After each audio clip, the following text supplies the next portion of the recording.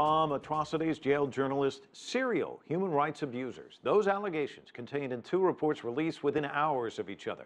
One from the U.S. State Department, the other from Amnesty International, which takes the United States to task for its rights record as well. CCTV's Roy Rumberg's been following all these developments, and we're going to start with the State Department, aren't we?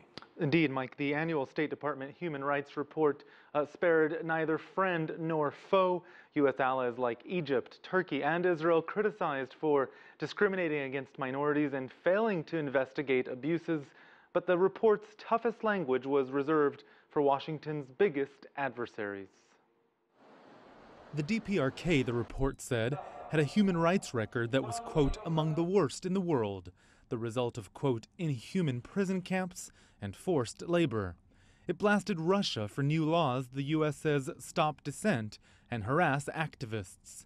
Venezuela, it said, was cracking down on protesters, blocking media, and jailing the opposition. Syria, China, Pakistan, Nigeria, and dozens of other countries critiqued one by one. Within these pages are the stories of imprisoned pro-democracy activists, journalists jailed simply for telling the truth, members of religious minorities persecuted for practicing their faith, civil society leaders harassed for daring to speak up, and young women and girls who, because of their gender, are denied an education, kidnapped, or abused. As it does every year, the State Department report heavily criticized Iran for its imprisonment of hundreds of political prisoners. When pressed on Thursday, Kerry admitted the U.S. record wasn't perfect either. A sentiment echoed by the human rights watchdog Amnesty International. Its U.S. branch released its own report just hours after the State Department's, citing, among other things, Washington's continued use of the Guantanamo Bay prison. This despite U.S. President Barack Obama's campaign pledge to shut it down, and the high levels of incarceration in America, which with 5% of the world's population, the Amnesty report notes, makes up 20% of the world's jailed people. Amnesty also criticized the U.S. for its use of drones in the so-called war on terror and its use of torture in interrogation.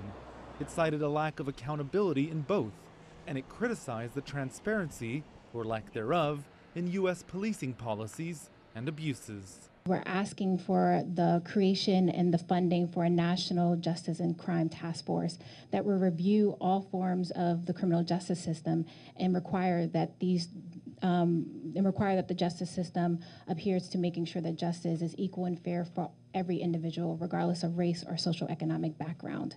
Amnesty says the U.S. should be leading by example. Now, the State Department report intentionally omits the U.S.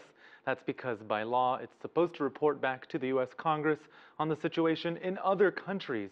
Critics say the more it does that, while failing to address America's own faults, well, the more the rest of the world may be frustrated by its findings.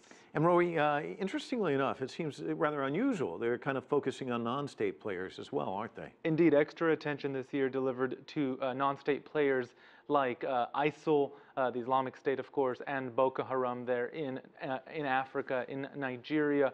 The report noting specifically that these non-state players are responsible for the abduction of child soldiers, children to be used as child soldiers, the rape and a terror of lots of ethnic groups that might be different to them. And interestingly enough, it also said that the governments which are responsible in areas where these non-state players are functioning are also responsible according to the U.S. State Department report. Mike? All right, Roy, thanks so much for the update.